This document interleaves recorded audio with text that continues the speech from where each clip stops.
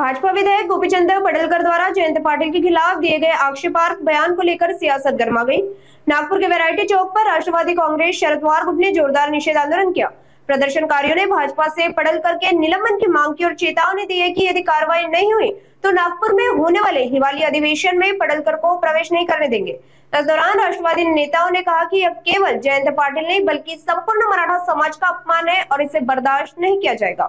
तिथून निवडून आणलं आणि तिथे जाऊन अशा पद्धतीचं गलिच्छ वातावरण करत आहे, अशा पद्धतीच्या टीका करत आहे। म्हणून राष्ट्रवादी काँग्रेस पार्टी जोपर्यंत याला अटक होत नाही तोपर्यंत असेच आंदोलन करणार आहे।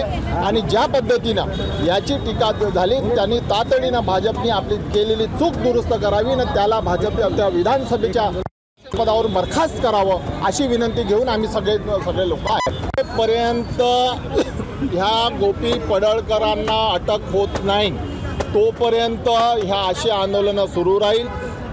पुढच्या काळामध्ये इथे महाराष्ट्रामध्ये अधिवेशन होणार आहे, त्या अधिवेशनामध्ये त्याला पाय सुद्धा ठेवू देणार नाही। महाराष्ट्राची जी सुसंस्कृतपणा जो गमावण्याचा प्रयत्न जे करत आहेत अशा लोकांना राष्ट्रवादी काँग्रेस पार्टी माफ करणार नाही।